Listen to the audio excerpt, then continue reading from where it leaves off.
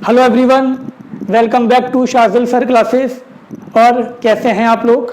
मुझे पूरी उम्मीद है आप लोग बहुत बढ़िया होंगे, बहुत अच्छे होंगे, पढ़ाई कर रहे होंगे घर पे। अब टॉपिक स्टार्ट करने से पहले आपको एक काम करना है। क्या काम करना है कि चैनल को सब्सक्राइब कर लें और बेल आइकन को भी दबा दें। तो चलिए अब टॉपिक अपना स्टार्ट करते हैं। अब तक हमने डिस्कस कर लिया कि आपके प्योर सब्सटेंस क्या होते हैं। आज हम डिस्कस करेंगे कि इम्प्योर सब्सटेंस क्या होते हैं। और हमने आपको बताया था कि इम्प्योर सब्सटेंस को हम क्या बोलते हैं? मिक्सचर। तो चलिए अब इसको हम डिस्कस करते हैं। सबसे पहली बात कि मिक्सचर को डिफाइन कैसे करेंगे, तो ये होगा आपका those impure substances, those impure substances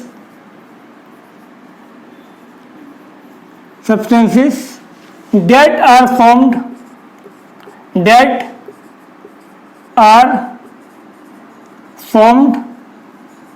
by physical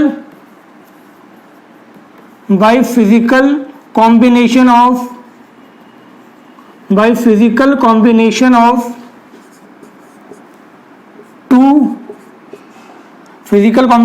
two or more pure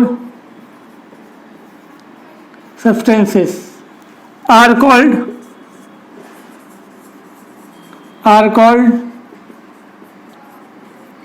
mixtures।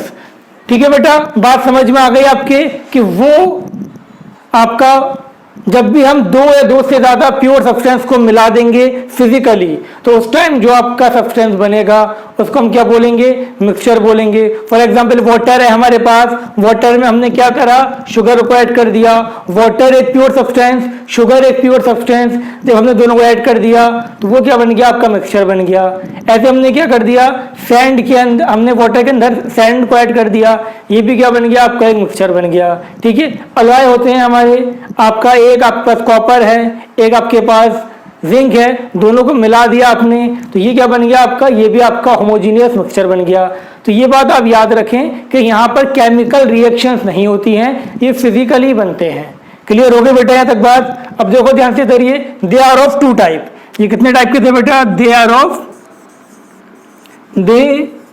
Of two type. ये दो टाइप के होते हैं। कौन कौन से होते हैं बेटा? जल्दी बताओ फटाफट। सबसे पहला इसके अंदर आपको क्या आता है बेटा? सबसे पहले हम बात करेंगे होमोजीनियस।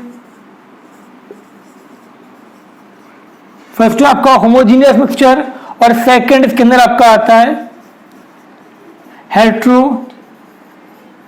Heterogeneous mixture. तो आप याद रखें, मिक्सचर आपके दो टाइप के होते हैं, होमोजीनियस मिक्सचर और हेट्रोजीनियस मिक्सचर। मुझे पूरी उम्मीद है आपको समझ में आ गया होगा कि मिक्सचर क्या होते हैं। मैं दोबारा बता देता हूं कि जब भी दो इम्प्योर सब्सटेंस को आप फिजिकली मिला देंगे, जब भी दो प्योर सब्सटेंस को आप फिजिकली मिला देंगे तो आपकी इम्प्योर सब्सटेंस प्रोड्यूस होगा, और इम्प्योर सब्सटेंस को हम क्या बोलेंगे? मिक्सचर। मिक्सचर आपके दो टाइप के हो सकते हैं, होमोजीनियस मिक्सचर और हेट्रोजीनियस मिक्सचर। तो चलिए अब डिस्कस करते हैं कि होमोजीनियस मिक्सचर क्या होता है और हेट्रोजीनियस मिक्सचर क्या होता है।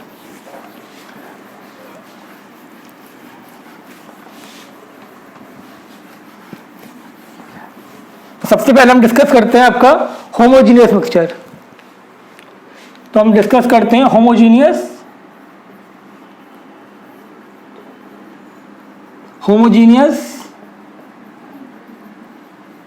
मिक्सचर। तो बेटा बताओ होमोजीनियस मिक्सचर क्या होता है? जल्दी बताओ बेटा। Those mixture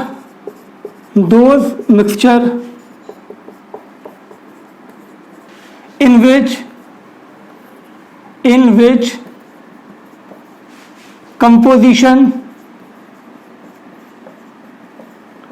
which composition remain same throughout। ठीक है बेटा, तो इतनी बात आपके समझ में आ गई। वो मिक्सचर जिसमें मिक्सचर का कंपोजिशन थ्रू आउट क्या रहे? सेम रहे। यानी कि आपने कोई चीज मिलाई तो हर जगह उसका कंसंट्रेशन क्या रहेगा? आपका सेम रहेगा। तो जिसका those mixture in which composition remain same throughout are called homogeneous mixture. Clear हो गई बेटा यहाँ तक बात? सेकेंड बात, particles of mixture particles of mixture cannot be seen with naked eyes। ठीक है बेटा, नेकेड आई और एज वेल एज माइक्रोस्कोप। तो उसके जो पार्टिकल्स होंगे, होमोजीनियस मिक्सचर के जो पार्टिकल्स होंगे, उसको आप अपनी आंखों से नहीं देख सकते। इनफैक्ट आप उसको माइक्रोस्कोप से भी नहीं देख सकते। उसके लिए आपको अल्ट्रा माइक्रोस्कोप चाहिए होगा, इलेक्ट्रॉन माइक्रोस्कोप। ठीक है बेटा, इतनी बात समझ में आ गई आपके। तो ये बात हो गई आपके होमोजीनियस मिक्सचर की। अब होमोजीनियस मिक्सचर की एग्जाम्पल हम बात करें, एग्जाम्पल क्या हो जाएगी बेटा, सोल्यूशन। तो याद रखना, solution is a homogeneous mixture. Clear? कोई पूछे कि होमोजीनियस मिक्सचर क्या होता है, वो मिक्सचर जिसमें मिक्सचर का कंपोजिशन थोड़ा आउट सेम रहता है, वो होमोजीनियस मिक्सचर है। और होमोजीनियस मिक्सचर के पार्टिकल्स को हम नेकेड आई से नहीं देख सकते, इनफैक्ट नॉर्मल माइक्रोस्कोप से भी हम नहीं देख सकते। ऐसी हम बात, इसकी एग्जांपल क्या हो जाएगी आपकी, एग्जांपल हो गई इसकी सॉल्यूशन। अब डिस्कस करते हैं कि सॉल्यूशन क्या होता है। बेटा बहुत ध्यान से आप सुने अब इन सब चीजों को, इंपॉर्टेंट बातें हैं सब। और अगर कुछ समझ में नहीं आया है तो दोबारा देख लो इसको। तो हम बात करते हैं आपका सॉल्यूशन। सॉल्यूशंस, बेटा बताओ सॉल्यूशन क्या होता है, जल्दी बताओ क्या होता है सॉल्यूशन। नहीं पता? चलो बता देते हैं अब। तो क्या होगा, द होमोजीनियस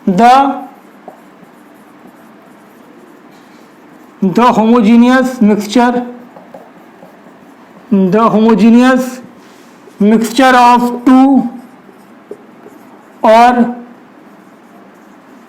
more substances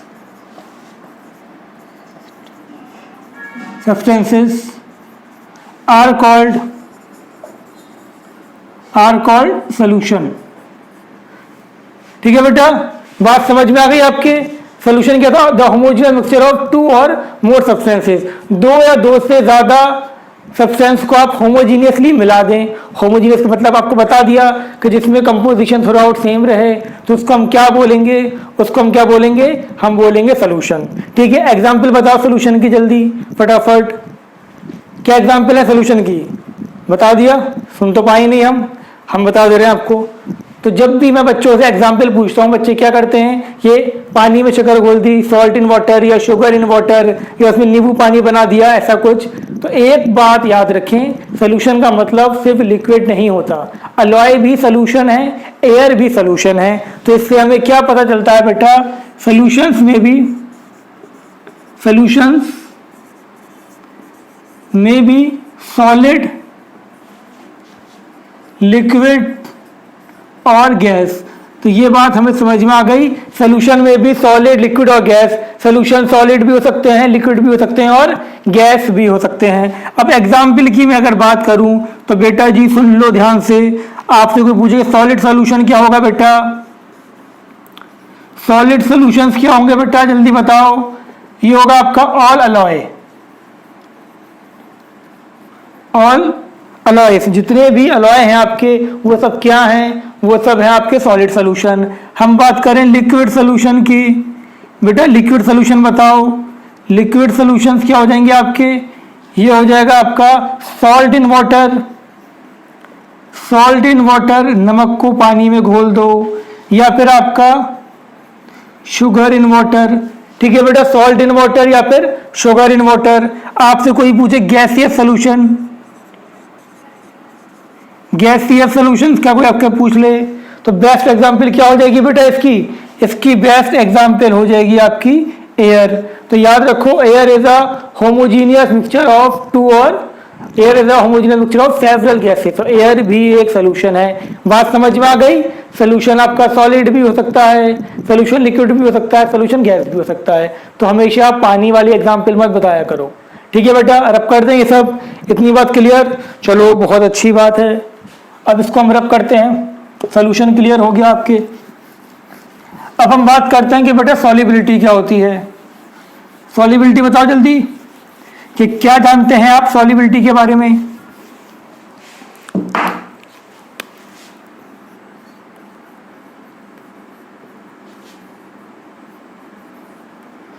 बेटा जी जल्दी बताएं सॉल्युबिलिटी के बारे में क्या जानते हैं, नहीं जानते हो तो सुनो। द अमाउंट ऑफ सल्यूट, कोई सोल्यूशन है तो उसमें सॉल्वेंट भी होगा, उसमें सल्यूट भी होगा, ठीक है ना। सोल्यूशन कैसे बनेगा आपका, यहाँ पर आपका सॉल्वेंट, ये सॉल्वेंट है आपका, यहाँ पर आपने ले लिया सल्यूट, इसको पानी में डाल दिया, इनको मिला दिया आपस में, तो क्या बन गया आपका सोल्यूशन। सॉल्वेंट के अंदर आपने सल्यूट को ऐड कर दिया तो क्या बन गया आपका सोल्यूशन बन गया। और सोल्यूशन सॉलिड होगा या लिक्विड होगा या गैस होगा वो किस पे डिपेंड करेगा, वो सॉल्वेंट पे डिपेंड करेगा। अगर सॉल्वेंट लिक्विड है तो सोल्यूशन भी लिक्विड बनेगा, अब चाहे ये गैस हो, लिक्विड हो या ये सॉलिड हो। क्लियर, अगर ये गैस है तो आपका सोल्यूशन भी गैसियस बनेगा, और ये अगर आपका लिक्विड है तो आपका लिक्विड बनेगा। समझ तो गए होगे बात को, खैर ठीक है बेटा। अब हम बात क्या करने वाले हैं कि सॉल्युबिलिटी। तो किसी भी सॉल्वेंट में कितना अमाउंट ऑफ सल्यूट आपने डिसॉल्व करा है एट अ पर्टिकुलर टेम्परेचर, उसको हम सॉल्युबिलिटी बोलते हैं। ये इसको और हम बिल्कुल डिफाइन करेंगे तो क्या होगा, the amount of solute in gram dissolve in per 100 gram of solvent is called its solubility. ठीक है बेटा, दोबारा सुनो, सॉल्युबिलिटी क्या होती है। It is defined as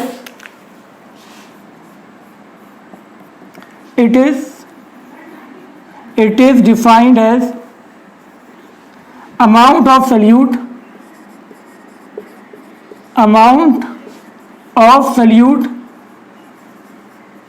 in gram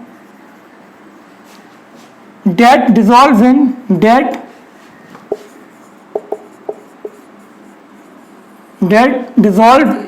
in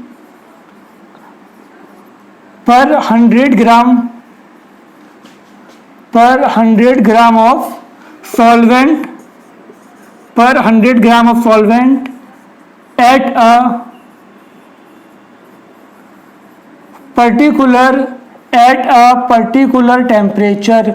ठीक है बेटा, एक पर्टिकुलर टेम्परेचर पे 100 ग्राम सॉल्वेंट में कितना सल्यूट तुम डिसॉल्व कर पा रहे हो, उसको क्या बोलेंगे उसको हम बोलेंगे सॉल्युबिलिटी। क्लियर हो गई यहाँ तक बात। तो हम बात करें सॉल्युबिलिटी ऑफ सॉल्यूशन क्या होगा। सॉल्युबिलिटी ऑफ सॉल्यूशन हो जाएगा आपका, बेटा ध्यान से देखो, ये हो जाएगा आपका mass of solute upon mass of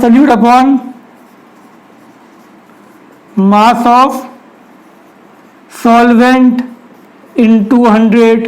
ठीक है बेटा, mass of solute upon mass of solvent into 100। Mass of solute की मैं अगर बात करता हूं तो ये भी ग्राम में होगा, ये भी ग्राम में होगा, तो ग्राम पर 100 ग्राम, ये 100 ग्राम की बात होती है। ठीक है बेटा, कि 100 ग्राम सॉल्वेंट में आपने कितना सल्यूट को डिसॉल्व करा है एट अ पर्टिकुलर टेम्परेचर, उसी को हम क्या बोलेंगे, उसकी सॉल्युबिलिटी बोलेंगे। समझ में आ गई बात, एकदम क्लियर। ये रब कर दें, कॉपी कर लो फटाफट, इसको कर लिया कॉपी। चलो बहुत खुशी की बात है अगर कॉपी कर लिया तो। अब ध्यान से देखो बेटा, कुछ क्वेश्चंस में हम आते हैं न्यूमेरिकल, जो कि आपके पूछे जाते हैं एग्जाम में, कंपटीशन में। क्वेश्चन देखो, क्वेश्चन क्या था, क्वेश्चन था ये, क्वेश्चन था आपका 20 gram of K2SO4 dissolve in 40 gram of water, dissolve in 40 gram water at 25 degree Celsius. Calculate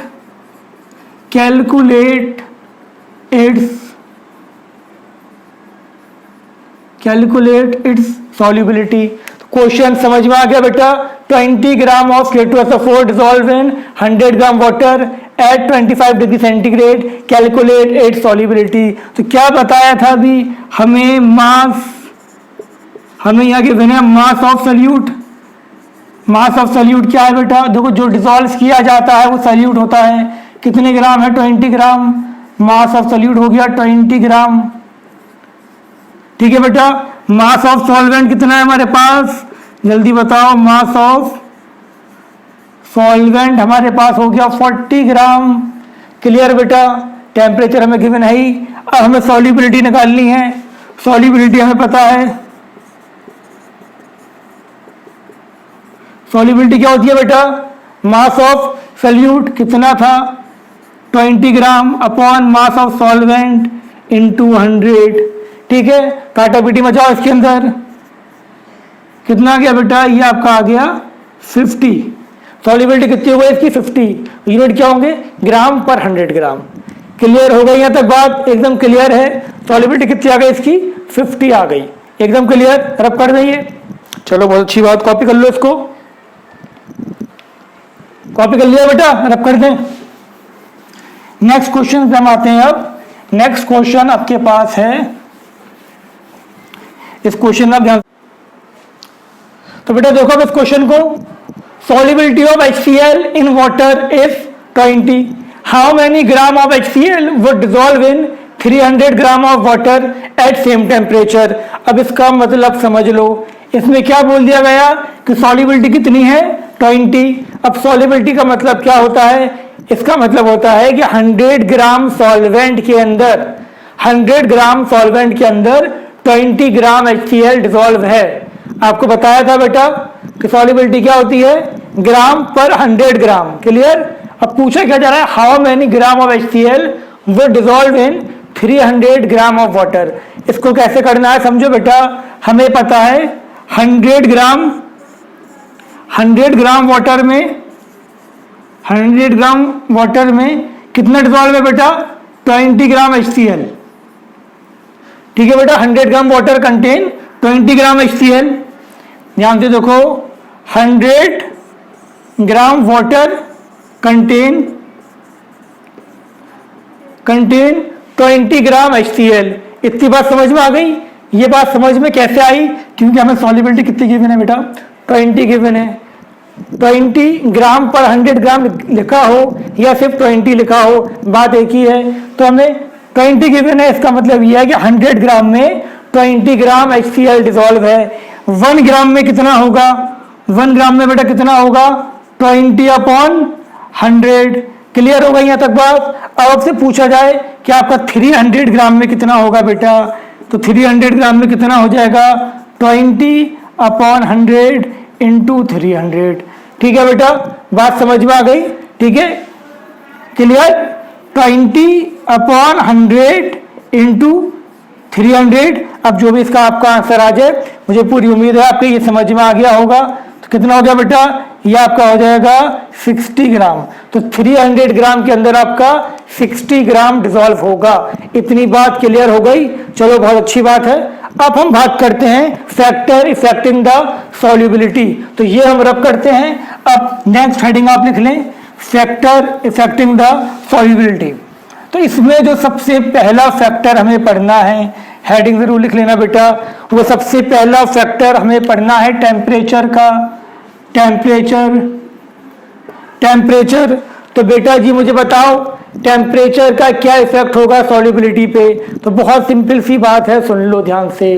अगर सॉलिड इन लिक्विड सोल्यूशन है, कौन सा है, सॉलिड इन लिक्विड, यानी सॉलिड को लिक्विड में डिसॉल्व करा गया है। जैसे कि आपने वाटर के अंदर शुगर डाल दिया या फिर आपने सॉल्ट डाल दिया। क्लियर हो गई यहाँ तक बात। एक होता है गैस इन लिक्विड, जैसे कि आपकी कोल्ड ड्रिंक होती है, लिक्विड के अंदर CO2 को डिसॉल्व किया जाता है। तो याद रखो कि अगर आपका सॉलिड इन लिक्विड है तो टेम्परेचर बढ़ाने पे सॉल्युबिलिटी बढ़ेगी। तो यहाँ देखो हम बात करते हैं for solid in liquid, for solid in liquid solution solubility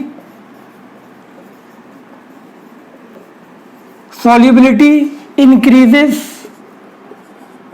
with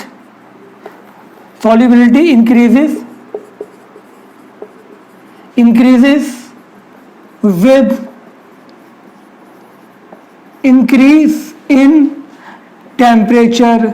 ठीक है बेटा जी, याद रखो कि अगर सॉलिड इन लिक्विड है तो टेम्परेचर बढ़ाने पे सॉल्युबिलिटी भी बढ़ेगी। ठीक है, सेकंड हम बात करें for gas in liquid, for gas in liquid solution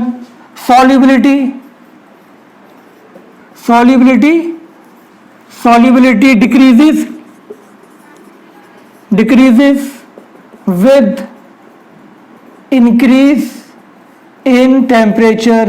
तो बेटा जी ये बात आपके समझ में आ गई कि अगर गैस इन लिक्विड है तो जब आप टेम्परेचर बढ़ाओगे तो गैस इसमें से निकल जाएगी, मतलब सॉल्युबिलिटी भी डिक्रीज हो गई। इतनी बात क्लियर, एकदम मस्त। चलो बहुत अच्छी बात है, लिख लो ये। ठीक है, नेक्स्ट क्या था आपका, पहला फैक्टर था टेम्परेचर। नेक्स्ट हम आते हैं नेचर ऑफ सॉल्वेंट, ये रब कर दे बेटा। चलो बहुत अच्छी बात। सेकंड आपका आ गया नेचर ऑफ सॉल्वेंट। तो हम नेचर ऑफ सॉल्वेंट डिस्कस कर लें जरा। तो नेचर ऑफ सॉल्वेंट क्या था आपका, हम बात करते हैं nature of solvent.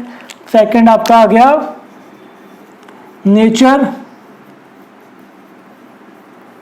Nature of solvent. तो बेटा ये भी सुन लो आप, अगर आपका पोलर सॉल्वेंट है तो पोलर सॉल्वेंट में आयनिक कंपाउंड डिसॉल्व होंगे, और अगर आपका नॉन पोलर सॉल्वेंट है तो उसमें सिर्फ नॉन पोलर, ये कह सकते हो कोवेलेंट कंपाउंड ही सॉल्युबल होंगे। ठीक है बेटा, तो पहला पॉइंट हम लिखते हैं इसके अंदर, ionic compounds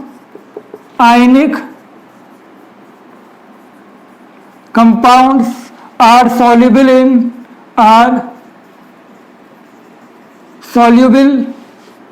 in polar solvent। Ionic compounds are soluble in polar solvent. तो इतनी बात समझ में आ गई, आयनिक कंपाउंड किसमें सॉल्युबल होंगे, polar solvent like water. Example देख लो इसकी, वाटर, तो ये वाटर में सॉल्युबल होंगे। क्लियर बेटा। और कोवेलेंट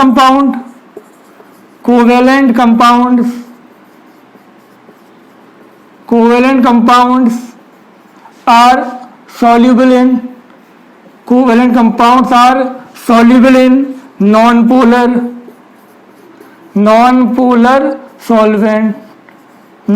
solvent। जैसे कि हम बात करें एग्जाम्पल की इसकी, CCl4, बेंजीन C6H6। ठीक है बेटा, CH2 ETC। ठीक है बेटा, इतनी बात समझ में आ गई। तो ये बात आपको याद रखनी है कि पोलर सॉल्वेंट में आयनिक कंपाउंड डिसॉल्व होंगे, नॉन पोलर आपके किस में डिसॉल्व होंगे, नॉन पोलर में, यानी कि कोवेलेंट जो होंगे वो नॉन पोलर में होंगे। आपसे पूछ लिया जाए कि NaCl किस में डिसॉल्व होगा, या पूछ लिया जाए कि कौन सा वाटर में डिसॉल्व होगा, NaCl वाटर में डिसॉल्व होगा, CaO वाटर में डिसॉल्व होगा। जो आयनिक कंपाउंड है वो वाटर में सॉल्युबल होंगे। बात समझ में आ गई। और आयनिक कंपाउंड की पहचान कैसे करोगे, जल्दी बताओ। आयनिक कंपाउंड की पहचान होती है कि एक मेटल एक नॉन मेटल। क्लियर, एकदम मस्त, ये रब कर दें, लिख लो बेटा। थर्ड आते हैं हम, थर्ड है आपका प्रेशर। इफेक्ट ऑफ प्रेशर देखते हैं अब क्या है। तो बेटा जी ध्यान से सुन लो, प्रेशर का इफेक्ट क्या था इसके अंदर। तो आप ध्यान से देखें, इफेक्ट ऑफ प्रेशर, तीसरा इसके अंदर आपका आता है प्रेशर। तो बेटा सुनो ध्यान से, सॉलिड इन लिक्विड अगर सोल्यूशन है तो वहां पर प्रेशर का कोई इफेक्ट नहीं है। सॉलिड इन लिक्विड में प्रेशर का कोई भी इफेक्ट नहीं है। लेकिन अगर आपका गैस इन लिक्विड सोल्यूशन है तो क्या होगा, तो होगा ये कि सॉल्युबिलिटी ऑफ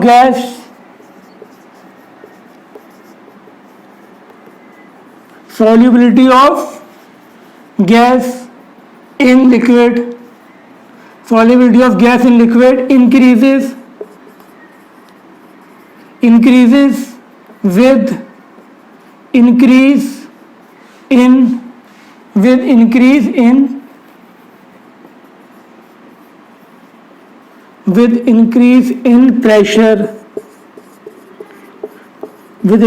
pressure। ठीक है बेटा, कि अगर आपका गैस इन लिक्विड सोल्यूशन है, फॉर एग्जांपल यहाँ पर एग्जांपल समझो, देखो यहाँ पर आपका कोई ये सिलेंडर है, ये पिस्टन है, यहाँ पर आपका ये लिक्विड है। ठीक है बेटा, ये लिक्विड हो गया। इसके ऊपर क्या हो गई आपकी गैस है। जैसे आप प्रेशर बढ़ाओगे, जैसे ही आपने प्रेशर बढ़ाया वैसे ही क्या होगा, गैस इसमें डिसॉल्व हो जाएगी। इतनी बात समझ में आ गई? यहाँ तक एकदम क्लियर है कि अगर आपका गैस इन लिक्विड सोल्यूशन है तो उस पर क्या होगा, आपका प्रेशर बढ़ाने पे सॉल्युबिलिटी भी बढ़ेगी। एकदम क्लियर? कॉपी कर लो बेटा इसको, ठीक है, कॉपी करो।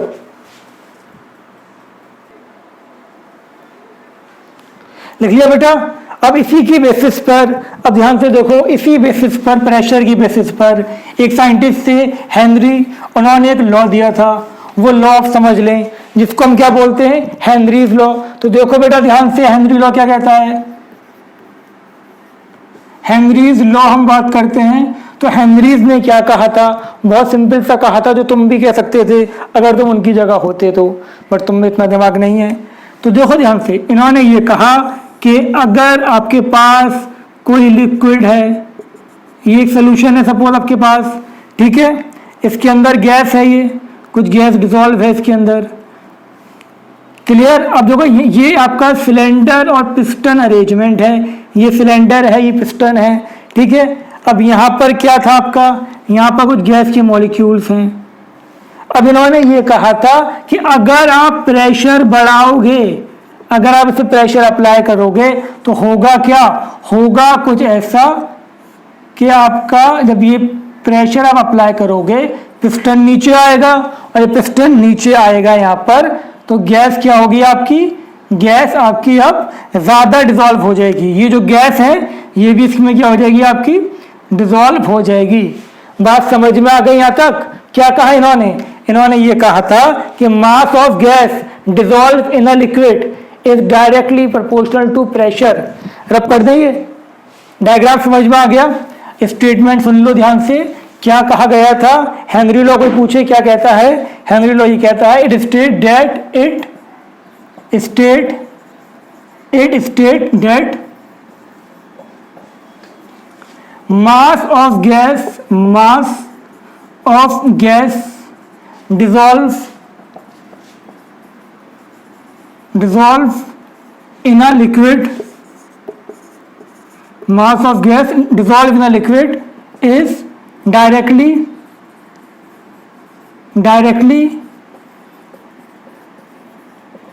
proportional to pressure, directly proportional to pressure, मतलब कि जैसे जैसे प्रेशर बढ़ाते जाओगे वैसे वैसे क्या होगा, आपका मास गैस का ज्यादा डिसॉल्व होता जाएगा।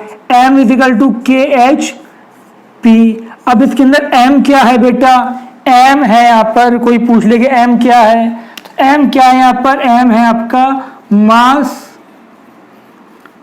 Of gas that dissolve in a liquid, ठीक है। कोई पूछे आपका P क्या है, यहाँ पर P क्या है, प्रेशर, P है आपका प्रेशर। इतनी बात समझ में आ गई? कोई आपसे पूछ ले KH क्या है, ये है आपका, ये है हेनरी कांस्टेंट, ठीक है बेटा जी। KH क्या हो गया, हेनरी कांस्टेंट हो गया, clear?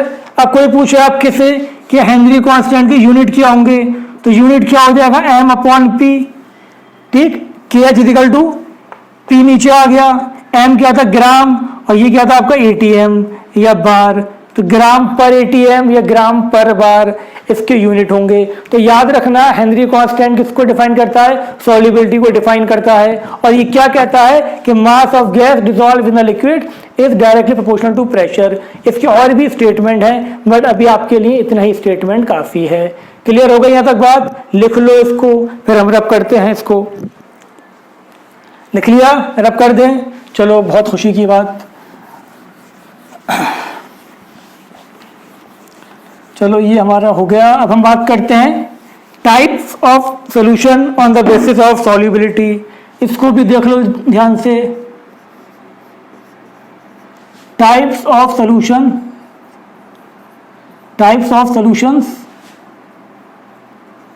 On the basis of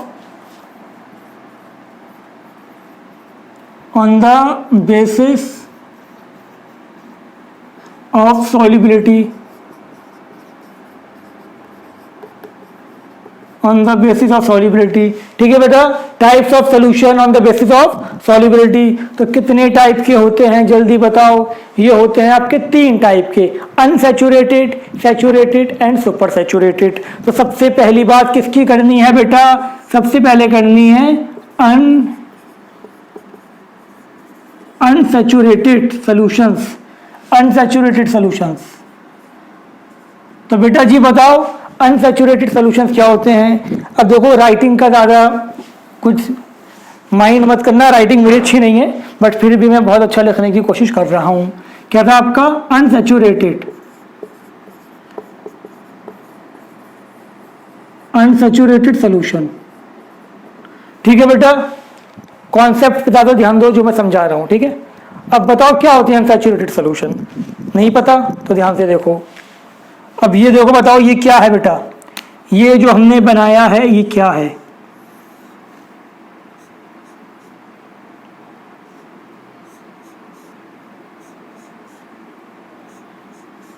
ये क्या है बेटा? ये है ग्लास। ग्लास में क्या है? वाटर। ठीक है, ये पानी है इसके अंदर। हमने इसके अंदर क्या कर दिया बेटा? शुगर के क्यूब डाल दिए कुछ। अभी तक ये क्या था? सॉल्वेंट था। ये शुगर के क्यूब्स हैं, ये हमने ऐड कर दिए। तो एक क्यूब यहाँ आ गया, एक क्यूब यहाँ आ गया, एक यहाँ आ गया, एक यहाँ आ गया। क्या इसमें और क्यूब डिसॉल्व होने की जगह है? बताओ बेटा, क्या और क्यूब डिसॉल्व होने की जगह है इसके अंदर? बिल्कुल है। तो इसका मतलब ये क्या हो गया आपका? Unsaturated solution. इसमें अभी और सॉल्यूट डिसॉल्व हो सकता है। हमने और डिसॉल्व कर दिया, यहाँ पर आ गया, यहाँ पर आ गया। क्या और जगह है अब भी डिसॉल्व होने की? ध्यान से देखो, ये भी स्पेस है, ये भी स्पेस है। हमने और डिसॉल्व कर दिया, यहाँ पर आ गया, यहाँ पर आ गया। क्या अब जगह है डिसॉल्व होने की? अब नहीं है जगह बिल्कुल भी डिसॉल्व होने की। तो वो सॉल्यूशन जिसमें सॉल्यूट डिसॉल्व होता रहे eight a particular temperature, temperature के साथ छेड़छाड़ नहीं करी हमने, ना टेम्परेचर बढ़ाया ना टेम्परेचर घटाया, तो वो क्या हो गया आपका? Unsaturated solution. अब तक, इससे पहले तक, यहाँ तक ये अनसैचुरेटेड था, बट जैसे ही हमने और सॉल्यूट ऐड कर दिया, अब इसमें फर्दर सॉल्यूट डिसॉल्व नहीं हो सकता। तो जिसमें और सॉल्यूट डिसॉल्व ना हो पाए एट अ पर्टिकुलर टेम्परेचर, उसको क्या बोलेंगे हम? उसको हम बोलेंगे saturated solution. Solution in which no more solute can be dissolve at a particular temperature are called saturated solutions. Solutions in which some more solute can be dissolved at a particular temperature are called unsaturated solution. समझ में आ गई यहाँ तक बात? ठीक है बेटा, अब करेंगे एग्जाम्पल। समझ में आ गई होगी, नहीं आई हो तो रिकॉर्डेड तो है ही, देख लो पीछे करके दोबारा। तो ध्यान से देखो बेटा, क्या थे आपके अनसैचुरेटेड सोल्यूशन? तो ये थे आपके सोल्यूशंस इन विच, क्या थे बेटा? ध्यान से देखो, solutions in which some more solute can be dissolve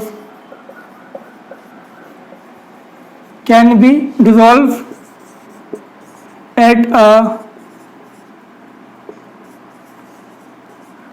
particular temperature are called, ठीक है बेटा, are called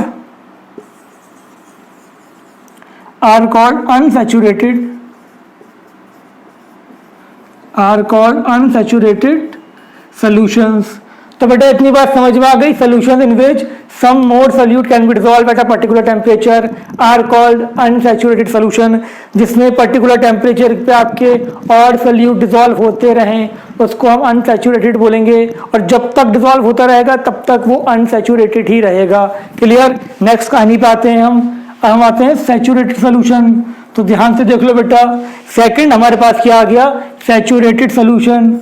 solution in which no more solute, solutions in which no more solute can be dissolved at a particular temperature are called saturated solution.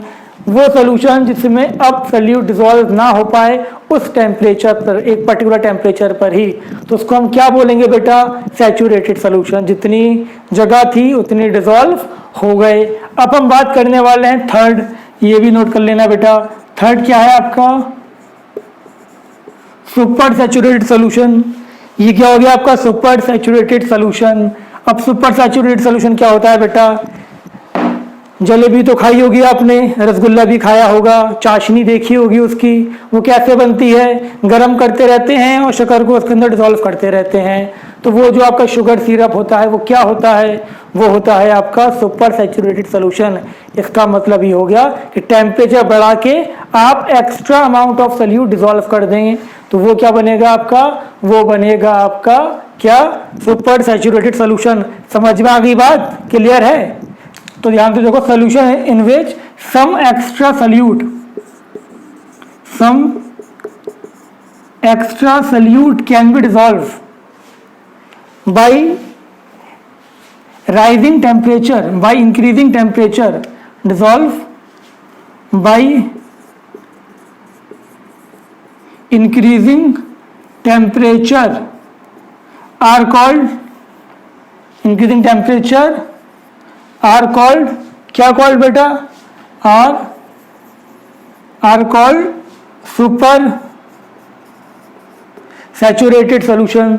तो बेटा इतनी बात समझ में आ गई, वो सोल्यूशन जिसमें some extra amount of solute यानी सैचुरेशन के लेवल से ऊपर सोल्यूट आप डिसॉल्व करें बाय इंक्रीजिंग टेम्परेचर। अभी आपको बताया भी था कि टेम्परेचर बढ़ाने पे सॉल्युबिलिटी बढ़ती है, क्योंकि सॉल्वेंट की इंटरमॉलिक्यूलर स्पेसिंग बढ़ जाती है तो सोल्यूट आराम से डिसॉल्व हो जाता है। इतनी बात समझ में आ गई आपके? तो आज के इस लेक्चर में इतना ही। आज के इस लेक्चर में हमने क्या डिस्कस किया, हमने डिस्कस किया कि मिक्सचर क्या के इम्प्योर सब्सटेंसेस क्या होते हैं, इम्प्योर सब्सटेंसेस को हम मिक्सचर बोलते हैं, वो हमारे बात समझ में आ गई। फिर आपको बताया मिक्सचर दो टाइप के होते हैं, होमोजीनियस और हेट्रोजीनियस।